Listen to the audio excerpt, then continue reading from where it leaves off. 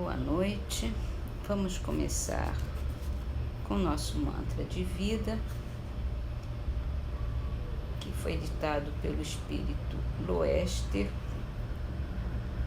através de João Nunes Maia. Muitas pessoas me toleram, sei disso, e para mim é um estímulo, para que eu possa tolerar também. Certíssimo. Então, no Livro dos Espíritos, hoje é a pergunta 720. As privações voluntárias com o objetivo de uma expiação igualmente voluntária são meritórias aos olhos de Deus? Faça o bem aos seus semelhantes e mais mérito terá. Haverá privações voluntárias que sejam meritórias? A privação dos gozos inúteis, porque o homem se desprende da matéria e eleva a alma. Meritório é resistir à tentação que arrasta ao excesso ou ao gozo das coisas inúteis. É o homem tirado que lhe é necessário para dar aos que carecem do suficiente. Se a privação não passa de simulacro, será uma irrisão.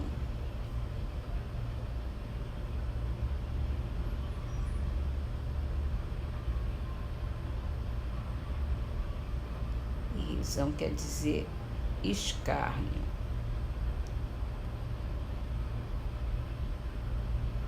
No livro de Obras Póstumas, entramos num novo capítulo, Os Desertores. Aqui é um texto assinado por Allan Kardec. Ele é extenso, então nós vamos ler aos pouquinhos.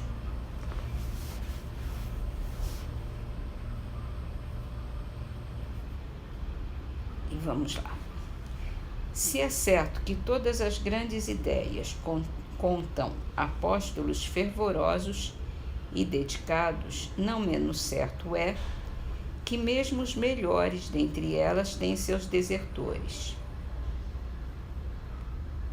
O Espiritismo não podia escapar aos efeitos da fraqueza humana. Ele também teve os seus, e a esse respeito não serão inúteis algumas observações. Nos primeiros tempos, muitos se equivocaram sobre a natureza e os fins do Espiritismo e não lhe perceberam o alcance. Antes de tudo mais, excitou a curiosidade. Muitos eram os que não viam nas manifestações espíritas mais do que simples objeto de diversão.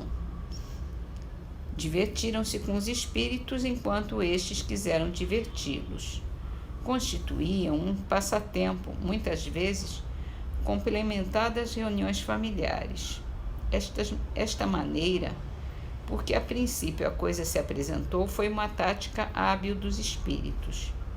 Sob a forma de divertimento, a ideia penetrou por toda parte e semeou germens sem espavorir as consciências timoratas. Brincaram com a criança, mas a criança tinha de crescer. Quando os espíritos facetos sucederam os espíritos sérios, quando aos espíritos facetos sucederam os espíritos sérios, moralizadores, quando o espiritismo se tornou ciência, filosofia, as pessoas superficiais deixaram de achá-lo divertido. Para os que se preocupam sobretudo com a vida material, era um censor importuno e embaraçoso, pelo que não poucos o puseram de lado. Não há que deplorar a existência desses desertores, porque as criaturas frívolas não passam de pobres auxiliares, seja no que for. Todavia, essa primeira fase não se pode considerar tempo perdido.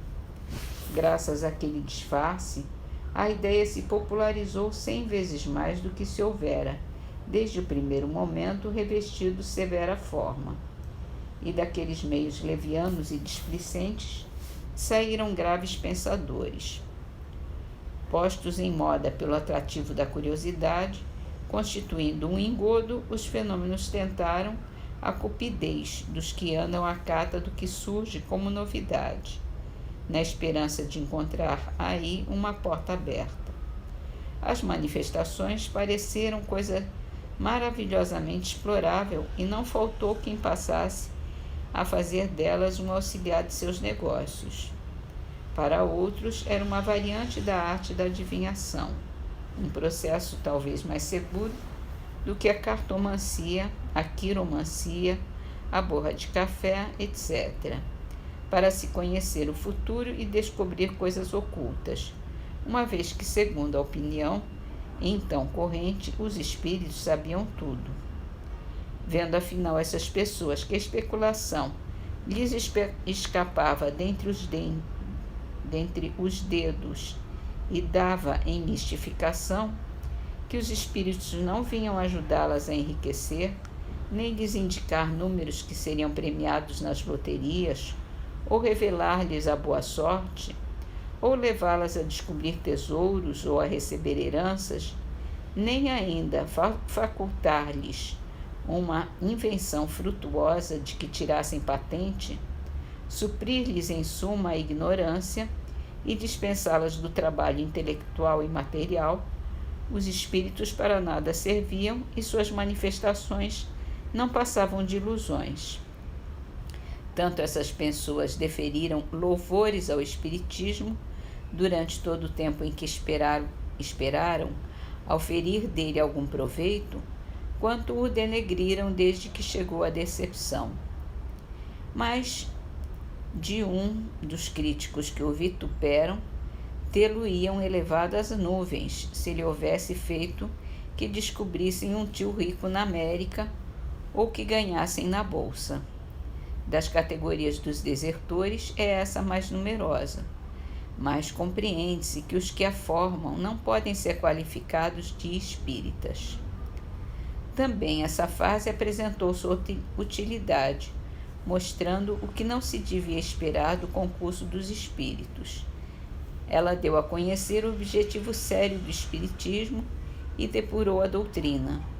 Sabem os espíritos que as lições da experiência são as mais proveitosas. Se logo de início eles dissessem, não peçam isto ou aquilo porque nada conseguirão, ninguém mais lhes daria crédito. Essa a razão porque deixaram que as coisas tomassem o rumo que tomaram. Foi para que da observação ressaltasse a verdade. As decepções desanimaram os exploradores e contribuíram para que o número deles diminuísse. Eram parasitas de que elas, as decepções, livraram o espiritismo e não adeptos sinceros. Alguns indivíduos mais perspicazes do que outros entreviram o homem na criança que acabava de nascer e temeram-na, como Herodes temeu o menino Jesus. Não se atrevendo a atacar de frente o espiritismo, esses indivíduos incitaram agentes com o encargo de o abraçarem para asfixiá-lo.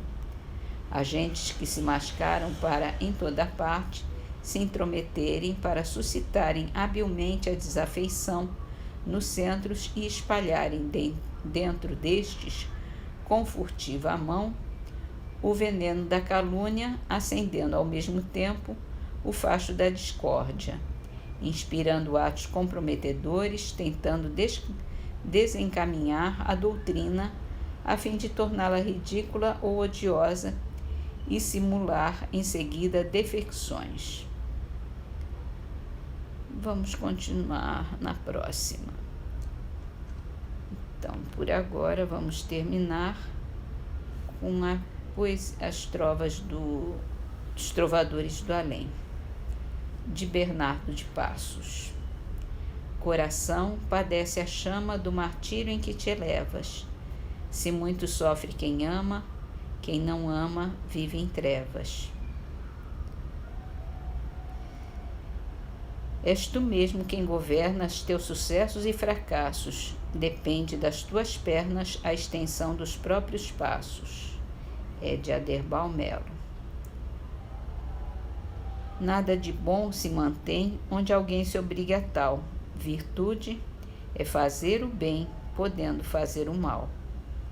De Alcides Brandão.